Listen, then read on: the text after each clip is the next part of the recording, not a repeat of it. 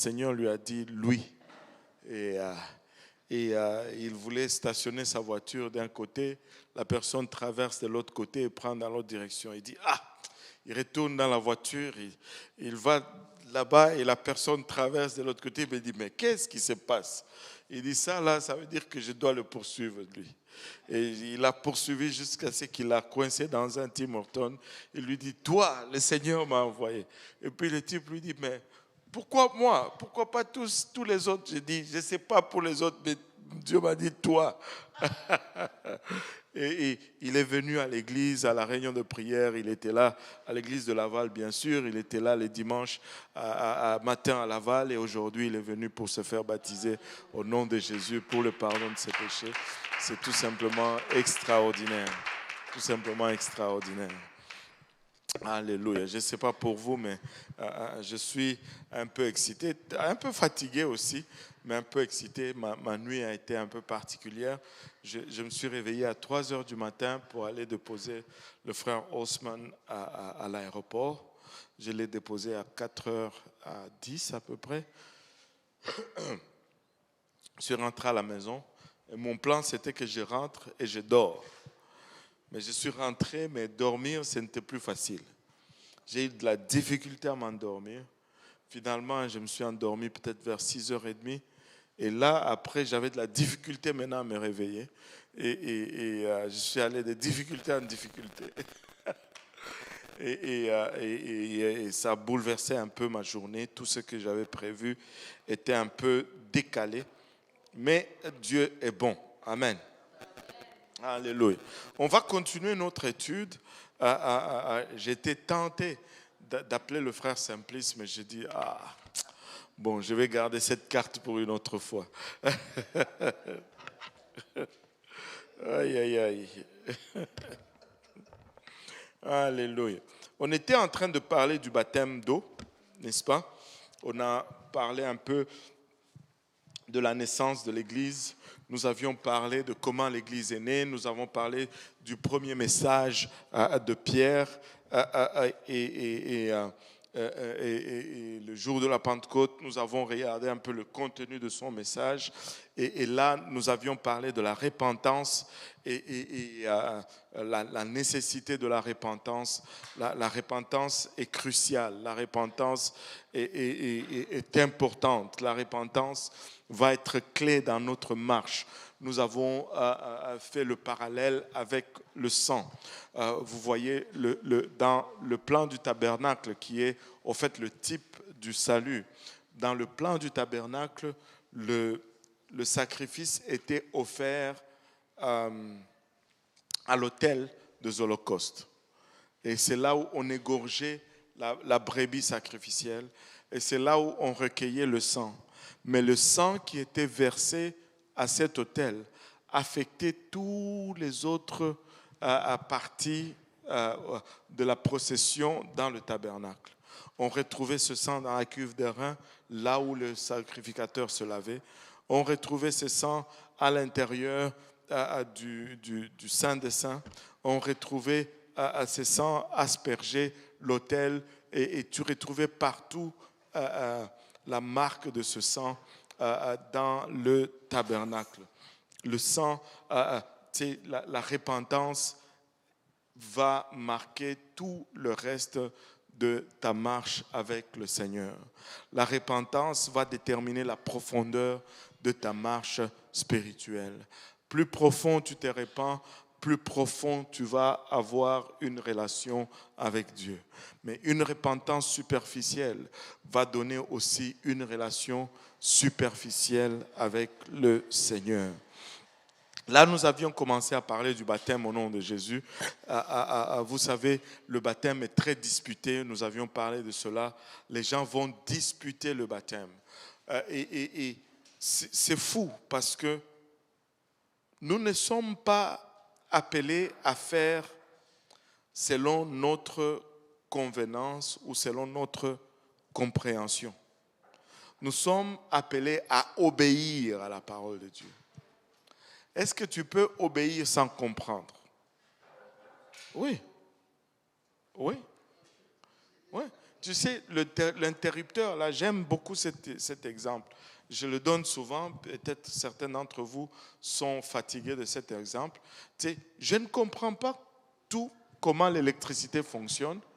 Je ne suis pas un électricien, mais je ne sais pas comment les électrons marchent dans le fil pour entrer dans la maison.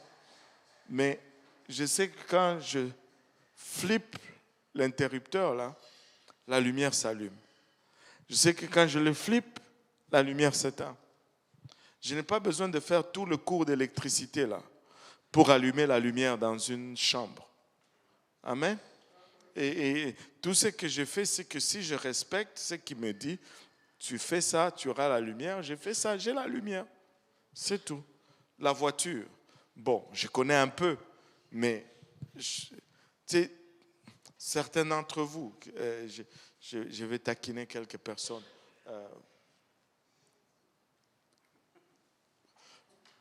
C'est parce que tu es proche. Hein? Maureen, est-ce que tu as toute la compréhension du moteur d'une voiture? Non. Mais quand tu mets ta clé, toi tu as le bouton même. Hein? Tu rentres seulement dans la voiture, tu appuies, tu pousses le bouton, ça fait djoum et ça part. Pas besoin de faire la mécanique. Pas besoin de comprendre comment le moteur, l'essence, tadadi, tatata. Non, non. Tu obéis aux instructions du manufacturier et ça marche.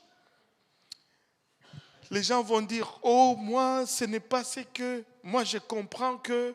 Mais si on dit au nom de Jésus, ça veut dire que si Jésus c'est Dieu, d'abord, tu ne crois même pas que Jésus c'est Dieu. Mais là, pour de bonnes convenances, tu dis, mais si le Père c'est Jésus, le Fils c'est Jésus, le Saint-Esprit c'est Jésus, si je dis au nom du Père, au nom du Fils, au nom du Saint-Esprit, ça veut dire que j'ai dit c'est Jésus. Tu ne crois même pas que le Père c'est Jésus en partant. Hein? N'est-ce pas? Bon, maintenant, si c'est la même chose, pourquoi tu ne veux pas le faire au nom de Jésus alors? Tu sais, il y en a, je me rappelle, il y en a un qui argumentait beaucoup. Il disait, oh non, non, j'ai été baptisé une fois, il y a un seul baptême, je suis baptisé une fois, c'est fini. Et on lui dit, mais tu dis qu'il y a un seul baptême, ok? Mais c'est justement parce qu'il y a un seul baptême que nous insistons que c'est la seule façon de baptiser. Si ce n'était pas le cas, on n'allait pas être en train d'argumenter là-dessus. Là. S'il n'y a qu'un seul baptême, c'est justement la raison pourquoi nous devons nous assurer que c'est fait de la bonne façon. Allô? Et le baptême doit être fait par immersion. Et la formule, ça doit être au nom de Jésus-Christ. Et ce n'est pas juste pour une confession. C'est comment? C'est pas juste pour. J'ai oublié le mot qu'ils utilisent souvent. C'est une expression extérieure de ma foi intérieure. Waouh, quelle grammaire même. C'est du bon français, mais ce n'est pas la bonne théologie. Alléluia. Le baptême, ce n'est pas pour exprimer ma foi intérieure. La Bible nous dit que le baptême, c'est pour le pardon de péché. Acte 2, 38. Qu'est-ce que Acte 2, 38 nous dit?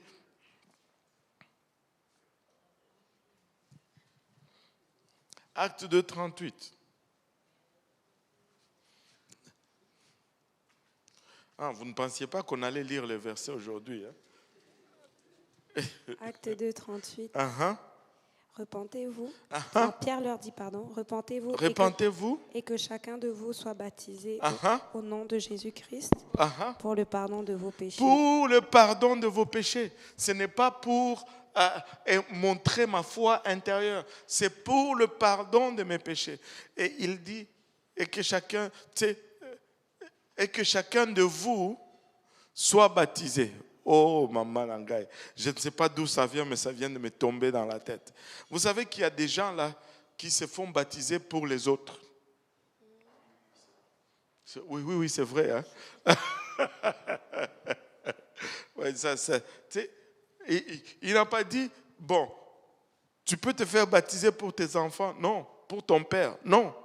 Que chacun de vous soit baptisé. Chaque personne doit se faire baptiser pour lui-même. Allô? Alléluia. Non, on a le même nom de famille, fait que moi je me suis fait baptiser, tous les gens de ma famille. Non. Chacun doit y passer. Alléluia. Au nom de Jésus-Christ pour le pardon de vos péchés. Le baptême nous donne la nouvelle naissance. Jean 3 nous dit, nous devons naître de nouveau. C'est la naissance d'eau, c'est le baptême d'eau. Le baptême change. Lis un peu Galates 3, 27. Galates 3, 27.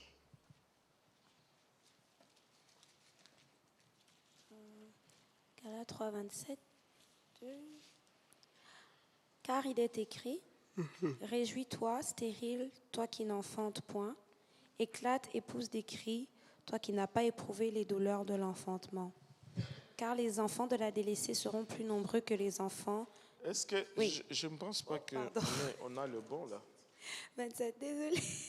3, 27. Vous tous qui avez été baptisés en Christ, vous avez revêtu Christ. Wow. Vous tous qui avez été baptisés en Christ, vous avez revêtu Christ. Ça change littéralement notre identité. Tu sais, quand tu es baptisé au nom de Jésus, ben oui, peut-être que nous voyons seulement toi, mais spirituellement, l'ennemi ne te voit plus toi, mais il voit Christ. Parce que tu es maintenant en Christ. Vous tous qui avez revêtu Christ, tu es dedans. Alléluia. Tu es dedans. Christ nous couvre. Nous sommes abrités en Christ. Nous sommes cachés en Christ. Et ça me rappelle une blague. C'est une vieille blague. Quand j'étais nouveau à l'église, il y avait tout le temps cette blague. Et le diable est allé cogner à la porte d'un jeune, un enfant nouveau dans le Seigneur. Le diable vient cogner à sa porte. Il dit, bon, je vais le terroriser aujourd'hui, je vais l'avoir aujourd'hui. Il cogne à la porte et puis le petit, il avait peur dans la maison. Il dit, qu'est-ce que je fais? Je ne sais pas qui frappe à la porte. Et puis, il regarde à côté et dit, Seigneur Jésus, j'ai trop peur pour aller ouvrir à la porte. Est-ce que tu peux aller ouvrir pour moi? Et là, le Seigneur Jésus, il ouvre la porte. Et là, quand le Seigneur Jésus ouvre la porte, le diable est choqué. Il dit, oh, pardon, je me suis trompé de maison. Nous sommes en Christ. Et quand l'ennemi nous fait face, ben, il fait face à Christ. Alléluia. Il fait face à Christ. Le baptême d'eau nous sauve. Marc nous dit, celui qui croit et qui se fait baptiser sera sauvé. Le baptême fait partie de notre salut. Lisons-le, Marc 16, 16. Il y a toute une panoplie de théologie. Les gens sont devenus tellement intelligents qu'ils réécrivent leur propre façon d'être sauvés. Mais nous voulons rester à la façon biblique du salut. Amen. Celui qui croira et qui sera baptisé sera sauvé. Celui qui croira et qui sera baptisé sera sauvé. Ça n'écrit pas celui qui croira ou qui sera baptisé. Non, celui qui croira et qui se fait baptiser, ensuite il est sauvé. Mais les gens l'ont réécrit littéralement. Ils disent celui qui croira sera sauvé et il sera baptisé. Non, non, non, non. Quand tu crois, tu n'es pas encore sauvé. Quand tu t'es fait baptiser, c'est là que tu es sauvé. C'est là que tu es sauvé. Maintenant, le baptême d'eau doit se faire par immersion au nom de Jésus-Christ, pas au nom du Père et du Fils et du Saint-Esprit, mais ça doit être fait au nom de Jésus-Christ pour le pardon de nos péchés. Pourquoi? Les gens vont se référer à Matthieu 28, 19 et Matthieu 28, 19. On peut lire Matthieu 28, 19? Oui. Là qui voulait s'échapper.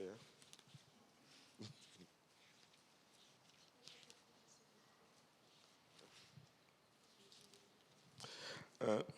Matthieu 28, 19.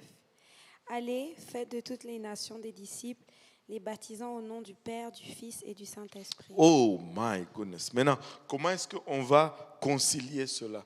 On a lu tout à l'heure, Acte 2, 38, répentez-vous et que chacun de vous soit baptisé au nom de Jésus. Ça, c'est Pierre qui le dit. Là, on lit Matthieu 28, 19. Ça, c'est Jésus lui-même qui dit. Allez, et faites toutes les nations, les disciples, les baptisants, au nom du Père et du Fils et du Saint-Esprit. Maintenant, il y a très longtemps, je ne savais même pas l'importance de tout ceci. Je n'étais même pas baptisé au nom de Jésus-Christ. Mais j'ai vu quelqu'un demander à un monsieur l'abbé. Est-ce que vous savez c'est quoi un monsieur l'abbé? Vous n'avez pas de monsieur l'abbé chez vous? Waouh! En Haïti, monsieur l'abbé? Non? Il y a le monsieur l'abbé, non? Ouais. Oui. L'abbé Jacques, l'abbé Pierre. C'est on l'appelait monsieur l'abbé, non?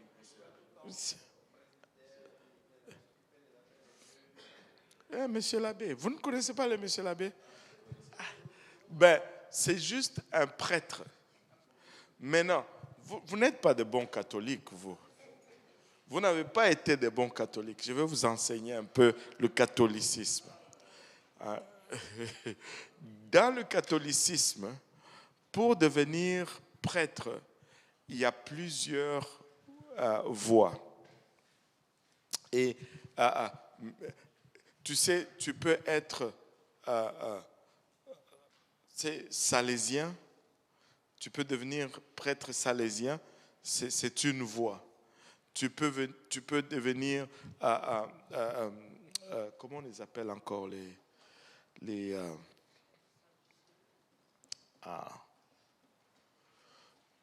j'ai oublié l'autre mot là.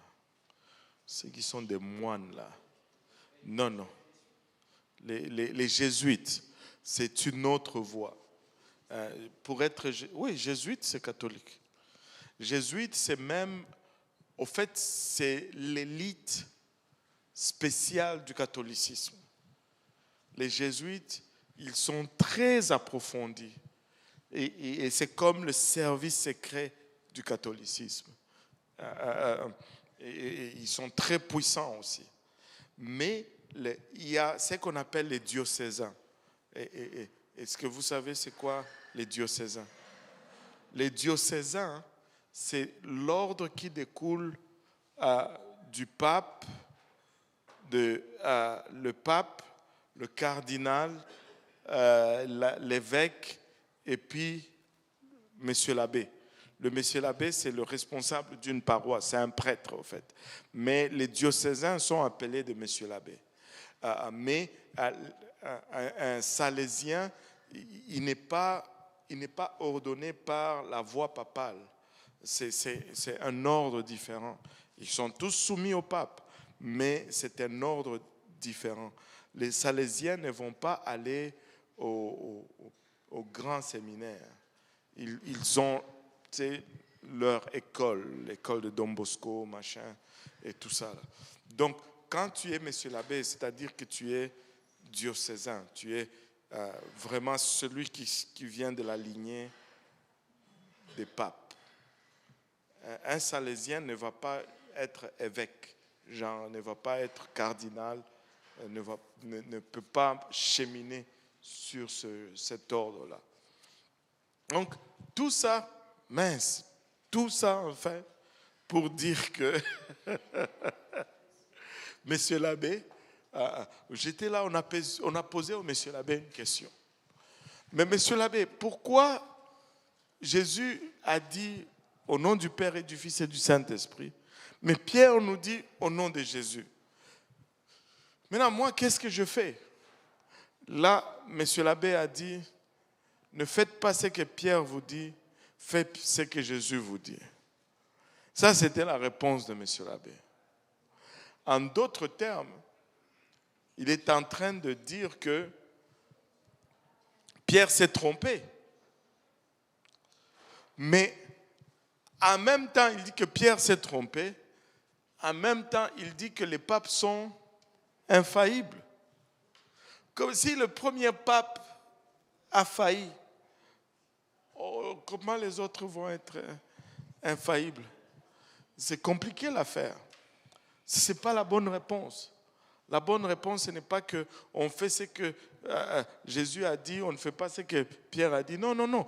Pierre a répété ce que Jésus a dit. Maintenant, la compréhension, c'est celle-ci. La bonne réponse, c'est celle-ci. Si nous retournons à Matthieu 28, 19, retournons encore à Matthieu 28, 19, ça nous dit quoi? Allez, faites de toutes les nations des disciples, les baptisant au nom du Père. Au nom du Père, pose. Au nom, c'est écrit comment? Au singulier ou au pluriel? Au singulier. Singulier? Dans ta Bible, c'est singulier? Dans ta Bible aussi? Et au mot dans ta Bible, c'est singulier? Au nom? A-U, pas de X. OK. Valérie? Singulier? Maman Georgette, singulier aussi? Oui. Frère, j'ai oublié le nom. C'est pas Jeff. Frère Roger, dans ta Bible, c'est aussi singulier, au nom singulier. Même en espagnol, c'est singulier. Alléluia. Widlin, c'est singulier aussi en créole. Singulier, alléluia. C'est singulier, au nom singulier du Père, du Fils et du Saint-Esprit. Maintenant,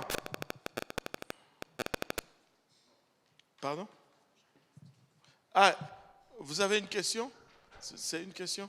Non, c'est juste que j'ai appris il n'y a pas longtemps qu'il y a certaines parties de la Bible qui ont été ajoutées comme cette partie-là au nom du Père, du Fils et du Saint-Esprit. Ont été ajoutées, je sais pas, au 4e siècle, au 5e siècle, ont été ajoutées. Ouais. Tu sais, c'est un bon argument. Et je pense que si tu regardes, je pense que c'est Eusebio ou quelque chose comme ça, vous savez que si tu vas, parce que je ne donne pas souvent cet enseignement, parce que les gens vont dire, OK, mais là tu commences ça ne fait pas ton affaire, et puis là tu dis ça. Mais même lorsqu'ils ont ajouté, ça a été fait, ça a été fait de sorte que tu ne peux même pas t'appuyer sur ça pour justifier le baptême au nom du Père et du Fils et du Saint-Esprit. Pourquoi? Parce qu'il y a certains qui vont te dire que Matthieu n'avait pas, dans l'original, quand Matthieu avait écrit, c'était au nom de Jésus. Parce que Matthieu n'était pas en train d'écrire là, Jésus dit, il écrit. Matthieu a écrit dans l'an 60 à peu près. Là. Ça, c'était quasiment 30 ans après la mort du Seigneur Jésus-Christ. Et maintenant, regardez ceci. Même, OK, je pense que c'est Eusebio qui a ajouté, pour ceux qui vont aller en Israël, vous allez pouvoir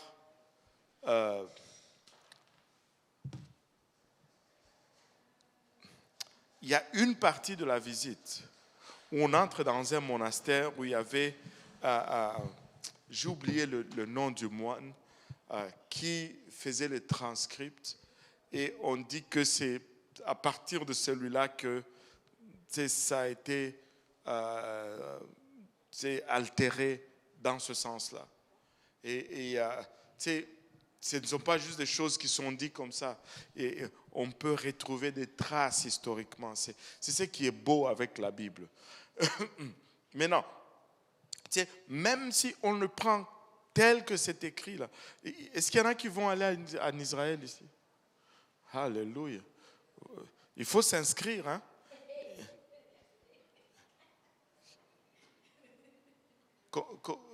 Qui d'autre? Qui vont aller en Israël un peu? 1, 2. 1, 2. 1, 2. 3. Qui d'autre? C'est qui là? C'est le frère Simplice?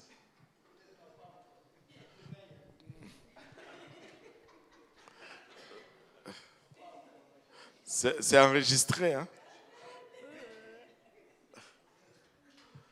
Valérie et Oumou, vous ne voulez pas aller en Israël? C'est ça. Mais qui a dit que les mariés ne peuvent pas aller en Israël? Pardon? Je pense que c'est octobre. Décembre, c'est le dernier mois. Ben, il faut s'inscrire. Il faut s'inscrire et faire un premier versement de $300. Il y aura un deuxième versement au mois d'octobre et le dernier versement au mois de décembre. Donc, vous les mariés, vous ne voulez pas aller en Israël, c'est ça? Bon, vous voulez? Vous commencez d'abord par vouloir.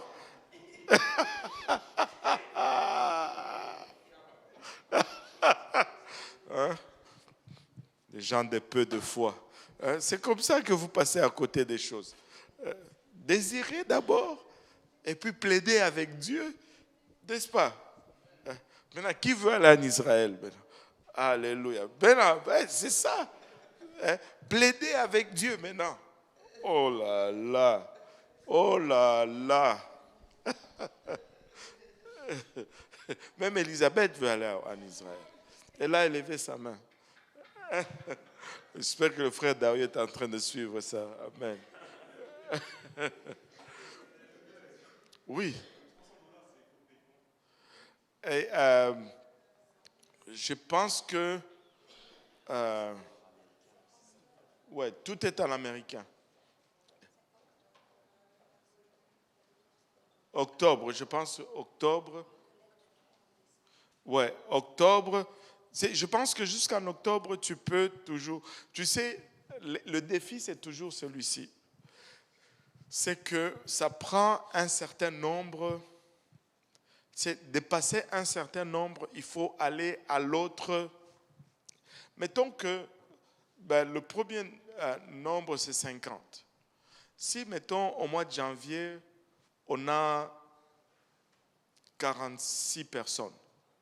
C'est quelqu'un qui vient au mois de janvier et dit « je veux m'embarquer », il peut, parce qu'on peut se le permettre, on a de l'espace. Mais si on a déjà 50, tu viens au mois de janvier, on ne peut pas techniquement t'ajouter parce que si on t'ajoute, on doit prendre un autre bus sur place. L'avion, ça va, les hôtels, ça va, mais c'est les autobus parce qu'il y a un autobus qui est affrété au groupe pendant tout le temps.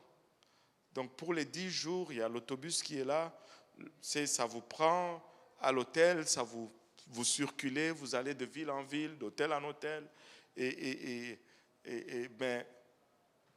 c'est si il y a 2-3 personnes de plus, on ne peut pas affréter l'autobus. Donc, il y a des autobus de 50, je pense, et il y a des autobus de 30 ou 35. Donc, si on passe 50, si on arrive, genre, il y a 27 autres personnes, souvent, il va faire une deuxième liste d'attente après pour voir si, machin, c'est un peu ça les contraintes, au fait. Il y a des dates, mais c'est pour qu'on puisse prendre des engagements là-bas. Mais l'autre contrainte, ce sont les autobus, vraiment. Et voilà. Alléluia. Bon, par la foi, on va y aller. Amen. Et tu sais, ça dit un. C'est au nom, un seul nom. C'est singulier. Maintenant, quand on regarde Père, tu vas demander aux gens, il y a combien de noms dans ce verset-là? Les gens vont te dire 3 noms. Tu dis non, il n'y a pas 3 noms. Les gens vont te dire, ah non, il n'y a pas 3 noms, il y a un seul nom dans le verset. Non, c'est 0 aussi. Il n'y a pas de nom dans le verset là. Je vais faire un exercice. C'est quoi ton nom? Brunel? C'est quoi ton nom? Ok. C'est quoi ton nom? Roger. C'est quoi ton nom? Widlin. Mais lui, il a un bébé. Il est tout fier de son bébé là. Mais il ne m'a pas dit père. Je lui ai demandé c'est quoi ton nom? Il a dit Brunel. Il n'a pas dit père. À lui, j'ai demandé le nom.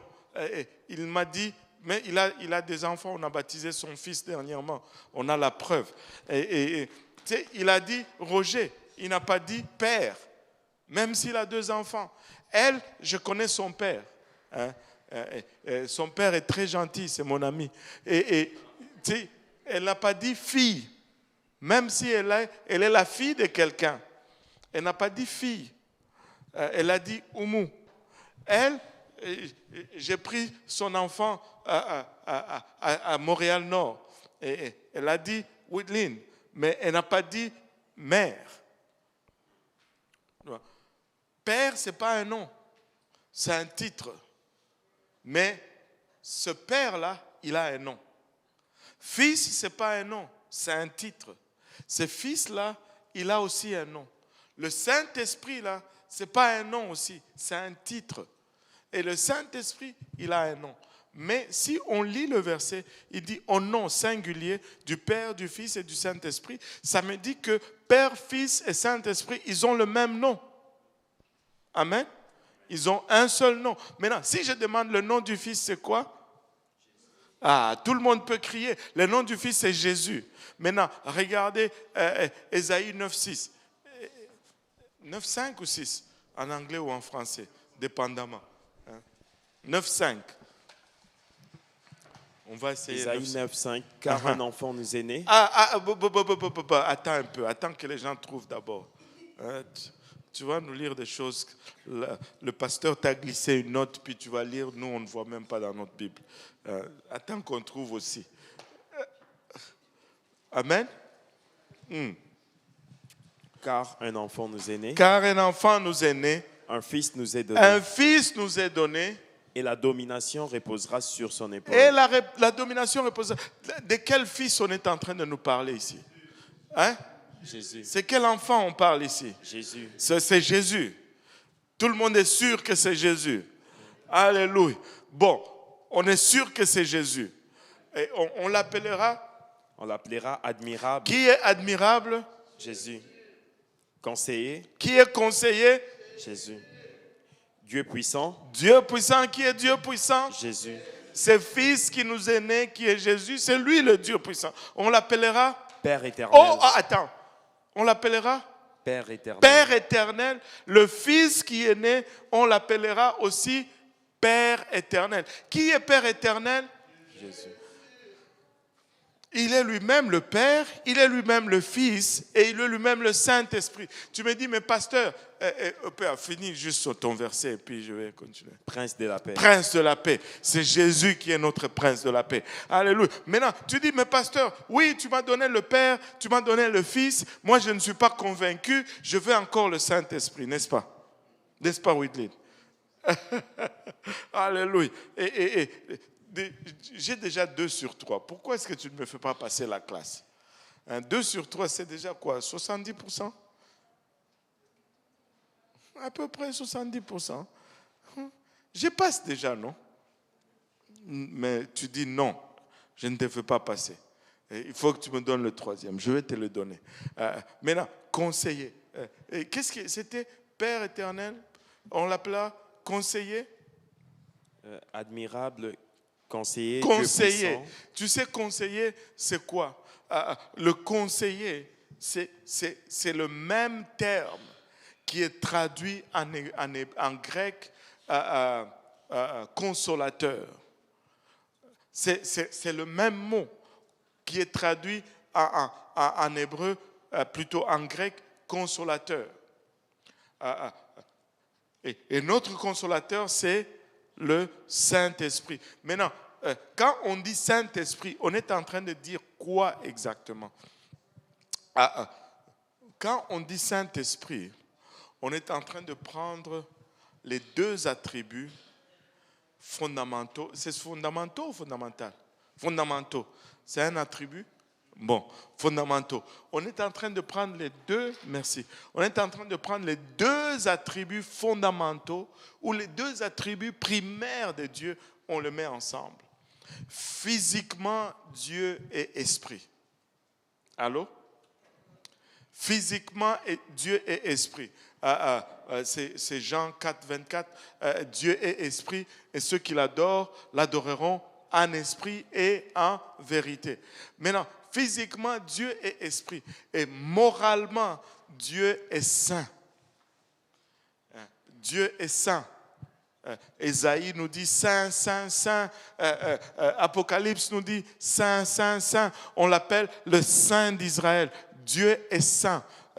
Premièrement, physiquement, premièrement, il est esprit. Et moralement, premièrement, il est saint. Et quand on dit Saint-Esprit, on est en train de dire juste Dieu. Maintenant,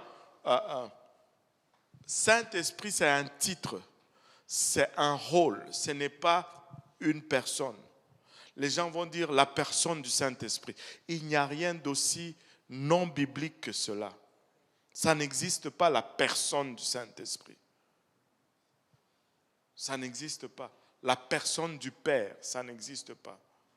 Ou Dieu le Fils, ce n'est pas un terme biblique. Le Saint-Esprit n'est pas une personne. Le Saint-Esprit définit un rôle. C'est tout comme moi là que vous voyez, je suis père parce que j'ai des enfants. Et mon rôle auprès de mes enfants, c'est le rôle du père. Mais j'ai aussi une femme. Mais je ne suis pas l'enfant de ma femme là. Mon rôle auprès de ma femme, c'est époux. Amen. Et si je commence à me rapporter à ma femme comme fils ou comme père, il y a quelque chose de croche là-dedans. Ça ne va pas fonctionner. Allô? Vous me suivez? Alléluia. Et donc, le titre définit un rôle que tu joues. Et le titre de fils définit le rôle de rédemption. Le titre de père définit le rôle de la création. Le titre du Saint-Esprit définit le rôle de l'accompagnement, certains vont même dire de la régénération. Écoute, c'est pourquoi nous allons être dans l'église et la présence de Dieu va être forte. On va dire, waouh, le Saint-Esprit a bougé parmi nous aujourd'hui. Avez-vous déjà entendu cela? Le Saint-Esprit a bougé parmi nous aujourd'hui. Mais jamais tu ne vas entendre dire, oh, le Père a bougé parmi nous aujourd'hui. Pourquoi on ne dit pas le Père a bougé parmi nous? Parce que ce qui se passe ne rentre pas, ce n'est pas le rôle approprié pour ce titre-là. Amen. Et c'est tout simplement cela. Mais c'est le même esprit. Il n'y a qu'un seul esprit qui est saint et c'est l'esprit de Dieu. Dieu est esprit. Dieu n'est pas... tu sais, quand on va aller au ciel, on ne va pas trouver 3 trônes. On ne va pas trouver 2 trônes. Il y aura un seul trône et c'est lui qui sera assis sur le trône, sera Jésus lui-même.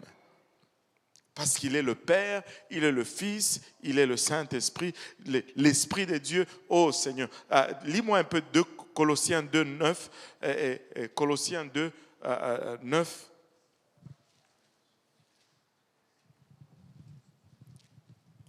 Colossiens chapitre 2, verset 9. Ça dit, lis-moi 8 et 9 alors. Prenez garde que personne ne fasse de vous sa proie par la philosophie et par une vaine tromperie, s'appuyant sur la tradition des hommes, sur le rudiment du monde et non sur Christ. Verset 9. Car en lui habite corporellement toute la plénitude de la divinité. Waouh! Et il dit, ne t'appuie pas sur la pensée humaine, sur le raisonnement.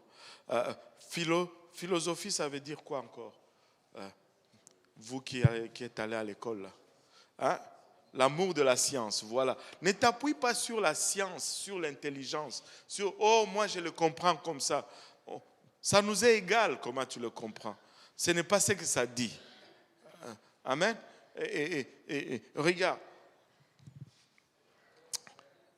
on ne peut pas s'appuyer sur le rudiment du monde. Tu ne peux pas y aller avec des choses comme ça. Il dit, en lui, habiter corporellement toute la plénitude de la divinité.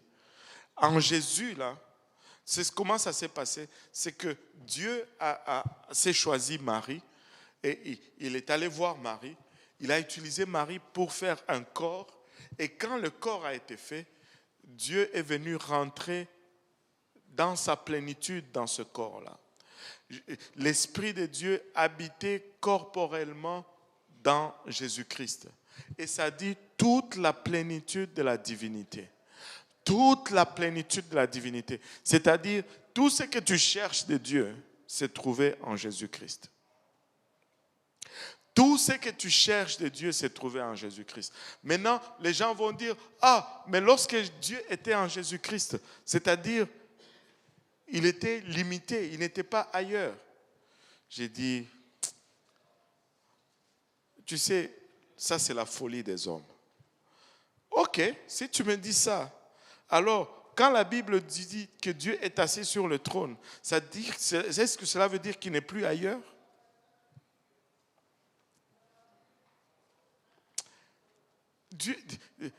Dieu, la plénitude de Dieu a habité en Jésus-Christ, mais cela n'a pas fait que Dieu a cessé d'être omniprésent. Allô? Il a continué d'être omniprésent. Et Dieu est en tout le temps omniprésent. Il est en tout le temps saint. Il ne perd pas ses attributs parce qu'il fait quelque chose là. Allô?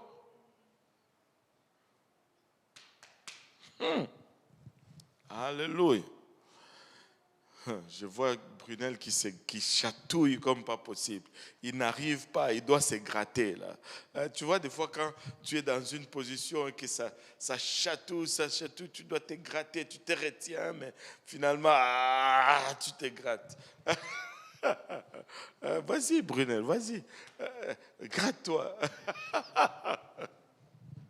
Ma question, c'était par rapport à certains versets en controverse qui portent un peu de confusion à plusieurs dénominations qui ne croient pas vraiment à la divinité de Jésus-Christ en tant que Dieu manifesté dans la chair.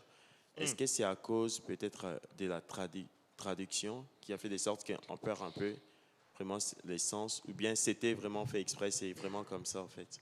Non, moi je pense que, moi je peux être dans l'erreur. Je confesse déjà en partant. Mais moi, je suis de ceux qui croient que si tu veux vraiment savoir, Dieu va te montrer. Peu importe la tradition que tu utilises. Mais est-ce que sincèrement, là, dans ton cœur, as-tu le désir de connaître? Et ça, moi, je pense que c'est la clé, c'est le fondement. Quand on veut vraiment, Dieu nous montre. Dieu nous montre. Et, ok, je dois avancer un peu. Je voudrais finir quand même un peu tôt aujourd'hui. On a été à l'église jeudi, vendredi, samedi, dimanche. Wow. Bon. Regardez ceci maintenant. Regardez ceci.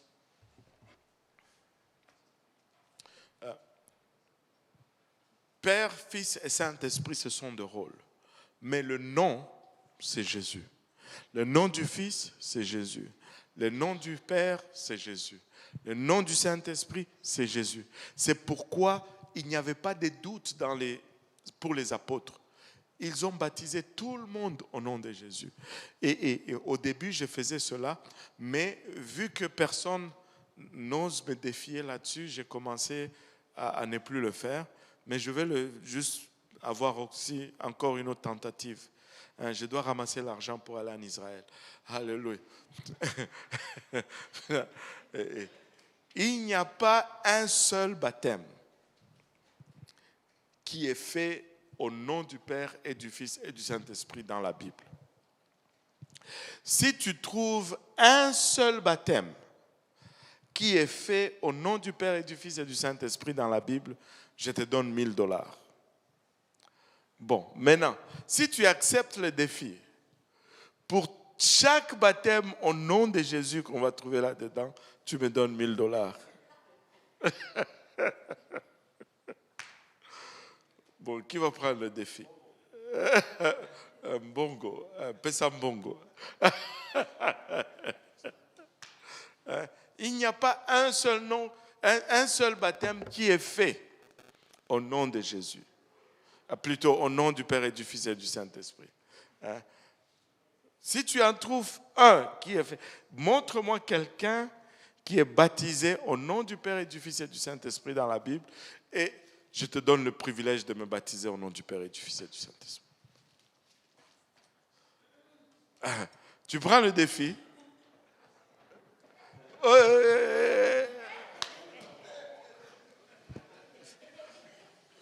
Mon compte en banque. Oh. Pasteur, Oui. mais tous les baptêmes ont été faits au nom du Père, du Fils, du Saint-Esprit, qui est Jésus. Non. Oui, Non. mais le nom, c'est Jésus. Ça n'a jamais été fait au nom du Père et du Fils et du Saint-Esprit. Ça a été fait au nom de Jésus. Oui, au nom de Jésus, qui est le nom du Père. Mais pas, on n'invoque pas, on ne dit pas, je te baptise au nom du Père, du Fils, du Saint-Esprit, parce qu'il n'y a pas de nom là-dedans. Parce que quand j'ai dit il n'y a aucun baptême qui est fait au nom du Père et du Fils et du Saint-Esprit, c'est parce que je sais qu'il y a un débat. Il y en a qui disent que on doit baptiser juste au nom du Père et du Fils et du Saint-Esprit, et il y en a qui disent qu'on doit baptiser seulement au nom de Jésus. Ce n'est pas juste une question de grammaire là. C'est pas le français. Oh non, le français c'est pas ma tasse là. Moi j'étais pas bon en français. Moi je parle de la Bible. Mais non. Si tu me montres une seule place où on baptise quelqu'un au nom du Père et du Fils et du Saint-Esprit, je te donne $1000. Mais si tu acceptes, tu vas me donner $1000 pour chaque place que moi je vais te montrer où on baptise au nom de Jésus. On change de place. On change de place. Non. Moi je reste à ma place. Personne ne va prendre le défi. Je vais même te laisser me baptiser au nom du Père et du Fils et du Saint-Esprit. Tu as trouvé? C'est pas par rapport à ça. Mais finissons d'abord ça. Est-ce que tout le monde au moins, personne ne veut prendre le défi? Je dois chercher encore l'argent pour Israël. Ouais. Ouais.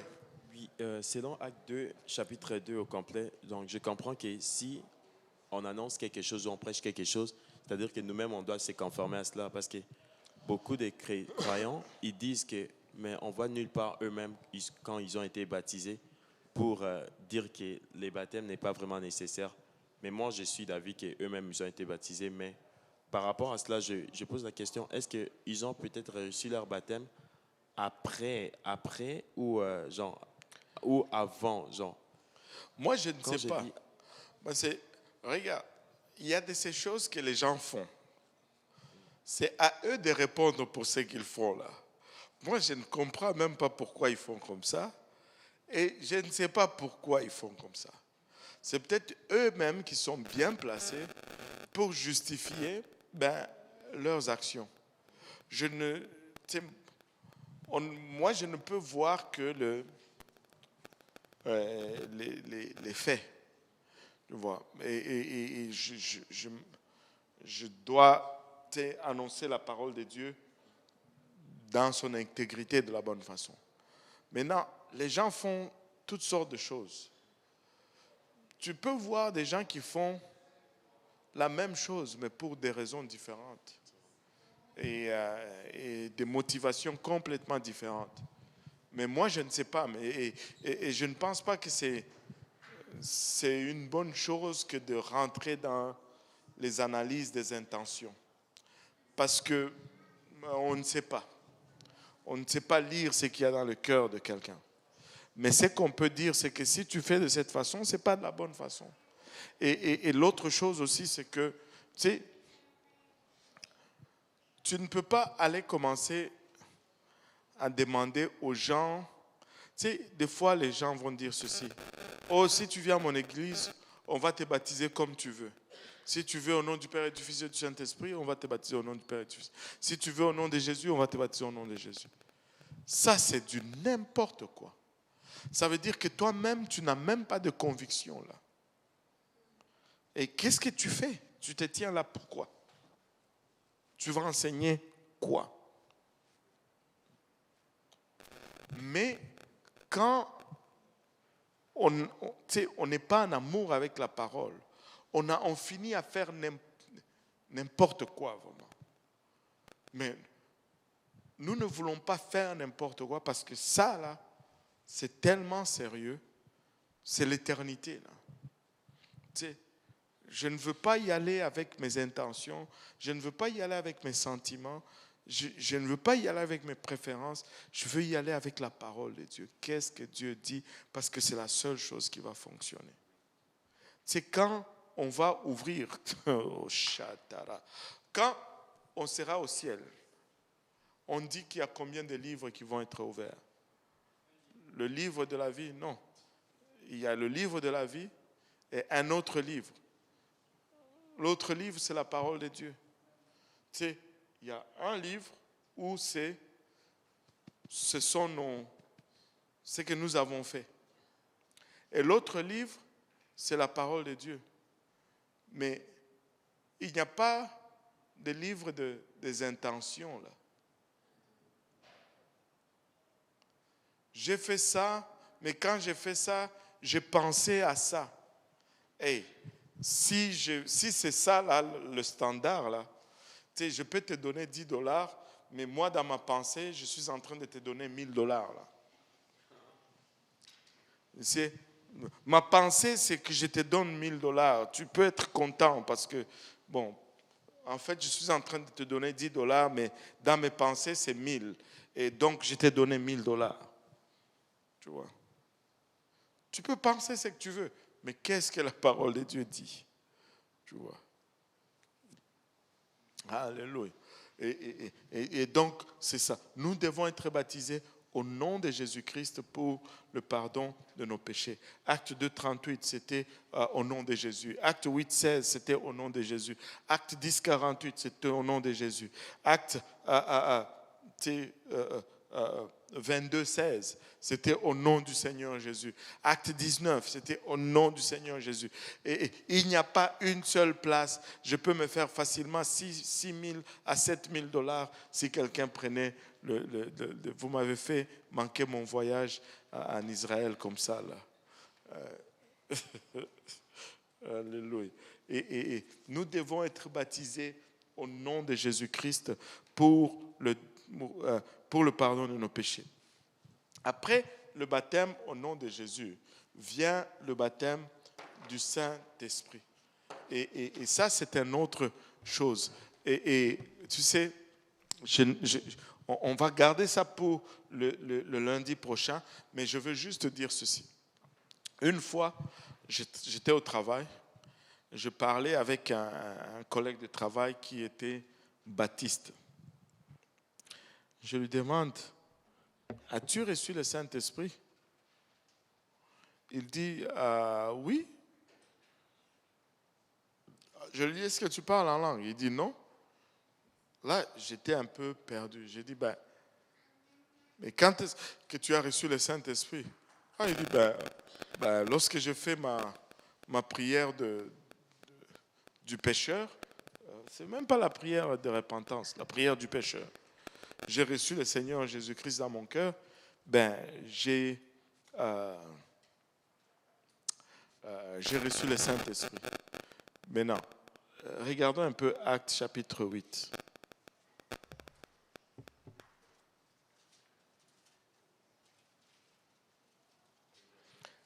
On peut lire, je pense, c'est parti du verset 14. Actes chapitre 8, le verset 14. Les apôtres qui étaient à Jérusalem, ayant appris que la Samarie avait reçu la parole de Dieu, y envoyèrent Pierre et Jean. Ceux-ci, arrivés chez les Samaritains, prièrent pour eux, afin qu'ils reçussent le Saint-Esprit, car ils n'étaient pas encore descendus sur aucun d'eux. Ils avaient seulement été baptisés au nom du Seigneur Jésus. Wow! Regardez maintenant ceci. Ces gens-là, ici, là, les Samaritains, non seulement ils avaient fait leur prière du pécheur, ils s'étaient aussi repentis, ils se sont même fait baptiser d'eau au nom de Jésus-Christ, mais le Saint-Esprit n'était pas descendu sur eux. Parce que je vois très mal quelqu'un qui s'est fait baptiser avant de faire sa prière du pécheur. Allô? Allô? Mais le Saint-Esprit n'était pas encore descendu sur eux. Ils n'avaient pas encore reçu le Saint-Esprit. Vous savez, le Saint-Esprit, tu peux le recevoir avant, tu peux le recevoir après le baptême d'eau, mais tu vas le recevoir toujours après la repentance et tu vas le recevoir toujours avec évidence de parler en langue. C'est quand tu parles en d'autres langues que tu as reçu le Saint-Esprit. Certains vont te dire, j'ai peut-être d'autres dons. Ce n'est pas ce que la Bible dit. C'est pas ce que la Bible dit. On va entrer en profondeur sur le baptême du Saint-Esprit le lundi prochain, mais il y a des questions. S'il y a des questions, on va y répondre maintenant. Comme ça, on va essayer de conclure là. J'ai une question. Oui. Que dire des gens qui disent que le nom de Jésus, on ne devrait pas traduire cela et que ça devrait rester dans la langue originelle. Donc, parce qu'ils disent que lorsqu'on traduit un nom, ça perd son sens, ça perd sa signification. Donc, il faudrait invoquer Yeshua, Hamashiach, plutôt que Jésus-Christ. Il faut dire à ces gens qu'il faut qu'on réécrive la Bible alors. Parce que dans le Nouveau Testament, c'est Yesu, c'est pas Yeshua, c'est en grec. Déjà, là, c'est quand ils écrivaient, là, le grec était la langue de l'intellectuel. Et ça a été écrit en grec. Et quand ils ont écrit en grec, ils ont écrit Jesus. Ils n'ont pas écrit Yehoshua. Si c'était ça, ils allaient garder cela en hébreu dans le Nouveau Testament. Ça allait dire, Pierre leur dit, répentez-vous et faites toutes les nations des disciples, le baptisant. Non, je mélange deux versets. Répentez-vous et que chacun de vous soit baptisé au nom de Jésus, au nom de Yeshua, pour le pardon de vos péchés. Mais ils l'ont, c'était pas écrit c'était pas écrit en le nom a été traduit même dans le Nouveau Testament. Et je ne pense pas que c'est un argument valide. Et l'autre chose, c'est que, deuxième chose, tu pries. Et quand il y a une manifestation démoniaque et que tu chasses le démon, tu dis au nom de Jésus, il part ou il ne part pas? Il part. Donc, le nom a gardé son autorité. Ce n'est pas parce que... Pardon? Non, ça ne fait... C'est un faux débat. C'est un faux débat. Les gens cherchent le mysticisme, voilà. Les gens cherchent toujours que ça soit... ouh. Alors que c'est dans la simplicité, là où Dieu demande juste l'obéissance simple. Mais les gens veulent toujours compliquer. Mais je connais des gens qui étaient baptisés au nom de Jésus, qui sont allés se faire rebaptiser au nom de Yeshua. Et il y en a qui... Pardon?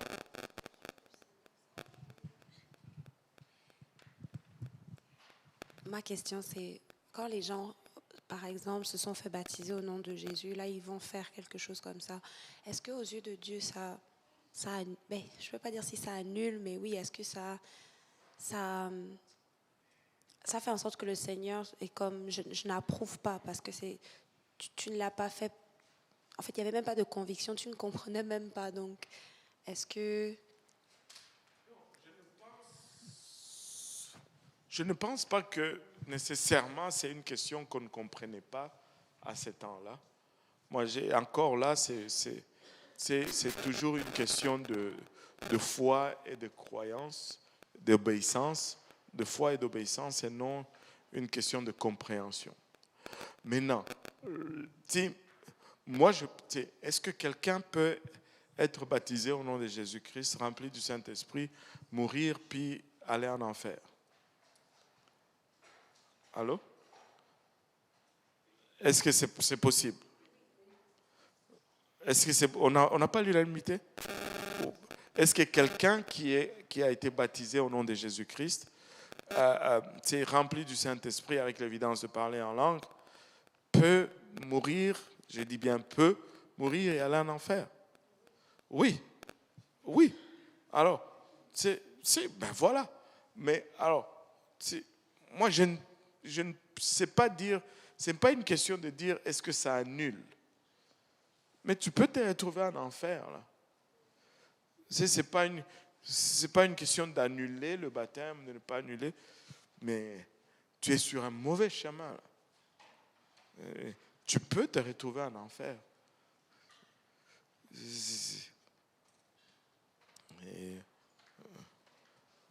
C'est vraiment ça.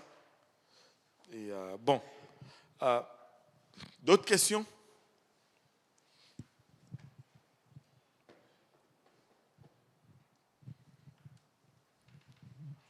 C'est pas par rapport au nom de Jésus ni au baptême, mais c'est une question du salut. Fait que il y a quelqu'un qui m'a demandé le verset où Paul parle de la femme et dit qu'elle doit s'habiller de façon modeste, etc., qu'elle doit être soumise à son mari. Mais à la suite, le dernier verset dit néanmoins, quand ça dit que ce n'est pas l'homme qui a été séduite, c'est la femme. Néanmoins, si elle devient mère, elle sera sauvée. Est-ce qu'on peut expliquer le mot sauver dans ce contexte et est-ce qu'on peut clarifier?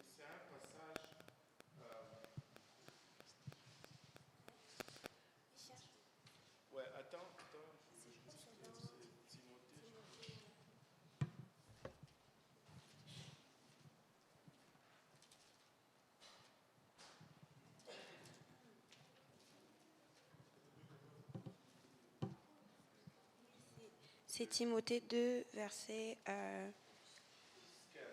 15. Ouais. Elle sera néanmoins sauvée en devenant mère si elle persévère avec modestie dans la foi, dans la charité et dans la sainteté. Ouais, je dois me rafraîchir la mémoire là-dessus. Ok, on va s'essayer.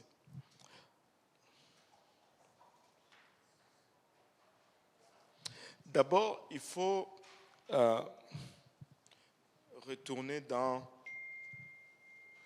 non. Et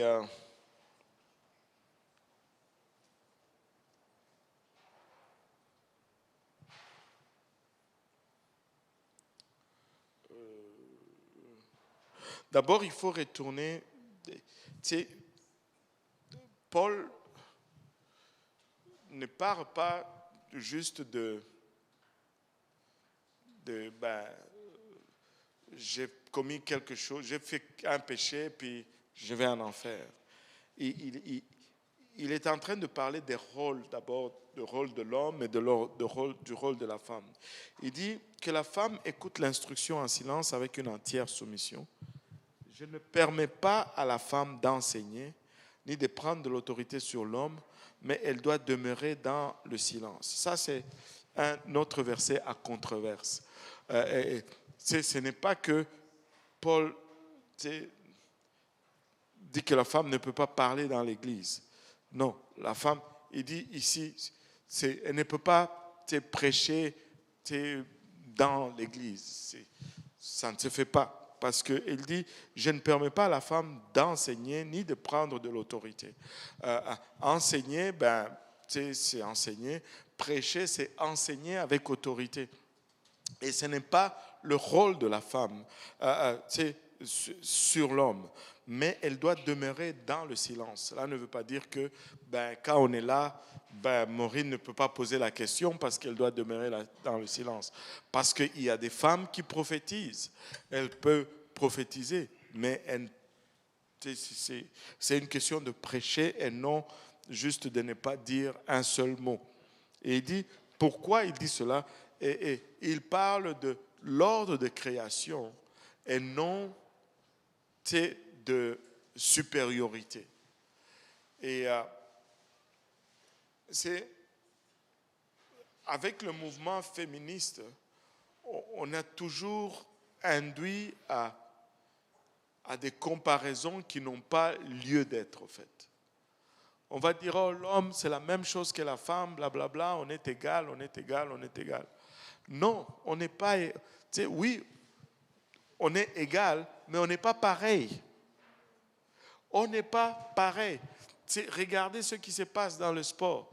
Il y a des hommes qui se font passer pour des femmes et qui vont dans les sports des femmes et ils sont en train de tout rafler là. Ils gagnent tout. Parce que physiquement, l'homme est fait plus fort. Et plus... Il est plus fort. Il est structurellement bâti plus fort. Tu ne peux pas... On n'est pas pareil. Quelqu'un a toujours donné cet exemple. La chaussure gauche, elle vaut la même chose que la chaussure droite. Mais ce n'est pas pour autant que tu peux les inverser, là. Allô?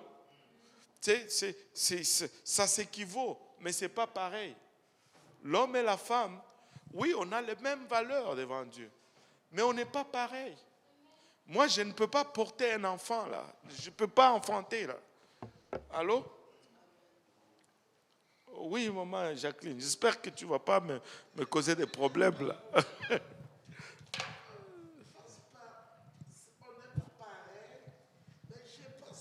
Et on dit on est pareil. Pas sur quelque chose de salaire. C'est ça, on peut discuter. Question de ça. Moi, je ne parle même pas de salaire. Non, c'est pas dans l'église là. Parce que dehors, on est pareil. Si le monsieur, un gars peut toucher tant, la femme peut toucher tant, il fait le même job. C'est oui, dans ce sens-là. Là, je n'ai même pas de problème. Mais ça, c'est pas ça là. C'est pas ce qui arrive maintenant dans le monde là maintenant. Ce qui arrive, c'est que il y a des hommes qui se font passer pour des femmes et des femmes qui se font passer pour des hommes, ainsi de suite. Et que si on doit faire une course, on n'a pas besoin de faire une course pour les hommes et une course pour les femmes. On peut courser ensemble. Parce que ça, je sais, on n'est pas pareil. C'est ça. Bon, maintenant, question salaire. Parlons question salaire. Parce que j'ai entendu ça parle beaucoup. Oui, j'arrive. Parce que là aussi, c'est sur salaire. Oui, même sur le salaire. Si quelqu'un travaille, Mamie, même travail, on donne le même salaire. Je vais te dire pourquoi. Il n'y a pas de différence là-dedans, c'est ça. Je pense même ça, c'est un faux débat. Je vais te dire pourquoi. Laisse-moi te dire pourquoi. Hein. Quand on affiche un poste d'infirmier, là, est-ce qu'on dit que ici, infirmier femme, tel salaire, infirmier homme, tel salaire? Non. On dit seulement infirmier, salaire autant par année. Quand on dit poste, telle compagnie cherche un ingénieur, il ne dit pas il cherche. Une femme peut appliquer, un homme peut appliquer, le salaire a été annoncé, on va donner le salaire. C'est tout. Mais pourquoi est-ce que les gens débattent? Les gens débattent pourquoi? Parce qu'à la fin de l'année, quand on voit le bulletin de paye, l'homme a accumulé 80 000, la femme a accumulé 70 000 et ils faisaient le même poste. Mais pourquoi est-ce qu'elle est là 70 000 lorsqu'elle a 80 000? Parce qu'en général, quand un enfant est malade, la femme va s'absenter ce jour-là, mais en général, l'homme va aller quand même au travail ce jour-là. En général, la femme va prendre des congés de maternité et l'homme ne va pas souvent en prendre. Mais quand on affiche un poste là, on affiche un poste et on met le salaire. C'est tout. C'est un faux débat. C'est un faux débat. Ça ne marche pas. On disait, il y a manque d'honnêteté. Si tu fais le même travail, on doit te donner le même salaire. Il n'y a pas de problème là-dessus. Là. Mais quand je vais citer l'exemple là. C'est l'équipe de football, de soccer des États-Unis des femmes qui disait que on doit les payer la même chose que les hommes. Ok, on peut vous payer la même chose que les hommes, mais faites entrer le même montant que les hommes font entrer. Si vous produisez le même montant, on va vous payer le même salaire. On a mis l'équipe des femmes des États-Unis, l'équipe nationale, avec l'équipe junior des hommes de 14 ans. Mais l'équipe des femmes a eu un carton, on les a massacrés si c'est 7-0. Parce que les hommes sont plus forts. Tu vois, le match des hommes, c'est des millions et des millions de gens qui vont et qui payent. Il y a beaucoup plus d'argent, il y a beaucoup plus à partager. Mais les matchs des femmes, il n'y a pas autant de gens qui vont regarder cela et il n'y a pas autant d'argent qui est produit. Mais si on va les donner la même chose, où est-ce qu'on va trouver ça? C'est ça qu'ils utilisent pour dire, les débats. Le basket des hommes, c'est plus de gens qui regardent cela. Les gens payent plus cher, ce qui fait qu'il y a plus d'argent et on donne à ces hommes plus de salaire. Mais le basket des femmes, il y a moins de gens qui regardent. Ce qui fait qu'il n'y a pas autant d'argent qui est produit et on donne ce qu'il y a. Mais c'est un faux débat. Pardon? Ça ne marche pas. Mais pour revenir, on est égal. On a la même valeur. Mais on est différent. On n'est pas pareil. On a chacun nos forces et chacun nos faiblesses. Mais on doit se compléter et non se compétitionner. L'homme ne doit pas être en compétition avec la femme. L'homme doit se compléter avec la femme. On est une équipe, on est ensemble. Mais on n'est pas pareil, comme pour mes chaussures. Amen. C'est ça. Maintenant, pour retourner à la question, je savais que Maman Jacqueline allait me poser des problèmes. Vous voyez, je la sentais venir là. Maintenant,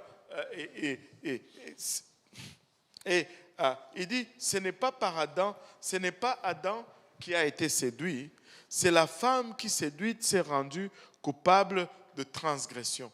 Au fait,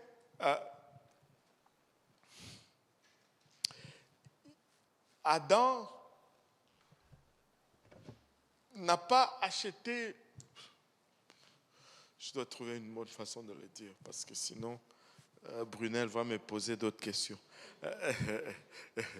Et il dit, ce n'est pas Adam qui a été séduit. Tu sais, il y a certaines choses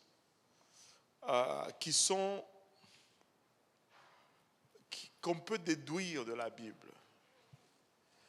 Et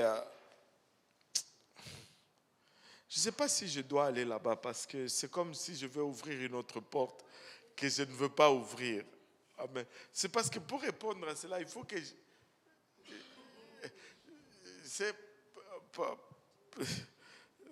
peut-être qu'on va, on va y revenir en début d'étude l'autre jour. Parce qu'il y a de ces gens qui disent, je vais juste vous dire ceci. Il y a des théologiens qui croient que quand ils étaient dans le jardin, Adam et Ève s'étaient déjà chicanés.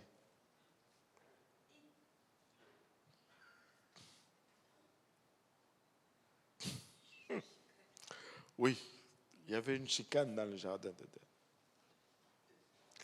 Ah, moi je ne sais pas où. Donc les chicanes là, ça n'a pas commencé seulement. Il dit que, parce que il dit ceci, et je peux, si tu regardes Genèse 3, tu regardes ce que Paul est en train de dire ici, il y a matière à réflexion. Je ne dis pas que c'est ça, mais il y a matière à réflexion. Écoutez, ce sont des choses dans lesquelles on va errer, laissez-moi vous dire, pour le plaisir, mais ce ne sont pas des choses qui sont salutaires. Amen. Ils se sont chicanés, ils ne se sont pas chicanés, ce n'est pas grave. Mais il y a des théologiens qui croient que Adam et Ève s'étaient chicanés dans le jardin d'Éden et que quand, écoutez un peu, le diable est en train de parler à Ève. Adam est juste là. Avez-vous lu Genèse 3, 8, je pense? Et elle en donna aussi à son mari qui était auprès d'elle. Il était là. Le diable disait toutes ces choses. Il n'est pas intervenu. C'est un peu bizarre, là. C'est un peu bizarre. Bon. À suivre. OK? On va y revenir. Mais pour le moment, on va prier. Amen. On va prier. Et puis, je vais me rafraîchir un peu sur cette question. Et puis, on va y revenir. Doyen? Prions le Seigneur. Éternel Dieu de gloire, nous te bénissons, nous te rendons grâce, nous te disons merci encore, Papa, pour ce merveilleux temps que nous avons passé en ta présence, Seigneur. Merci, éternel Dieu de gloire, Papa, pour toutes ces paroles, Seigneur. Nous te prions maintenant, Seigneur, que notre cœur absorbe, éternel Dieu de gloire, Papa, tout ce que tu nous as prodigué comme conseil, éternel Dieu de gloire, écriture, éternel Dieu tout-puissant. Éternel, Papa, que cela produise le fruit d'une repentance digne, corrige nos pas, Seigneur. Papa, nous fait prendre conscience, Papa, des temps que nous vivons, Seigneur. Nous te prions, éternel Dieu de gloire, Papa, que tu bénisses, que tu sanctifies la fraternité que nous allons avoir tantôt, Seigneur. Éternel Dieu de gloire, que nous puissions, éternel Dieu tout-puissant, nous réjouir dans ta présence, Seigneur. Veille sur chacun de nous, Papa, pendant notre retour et que la prochaine fois, nous puissions encore nous retrouver en ce lieu, Seigneur. Papa, guéris, Papa, tous ceux qui ont le cœur ou une fracture ou quel que soit leur besoin, Seigneur, et que toute gloire te revienne. Que le peuple de Dieu dise au nom de Jésus.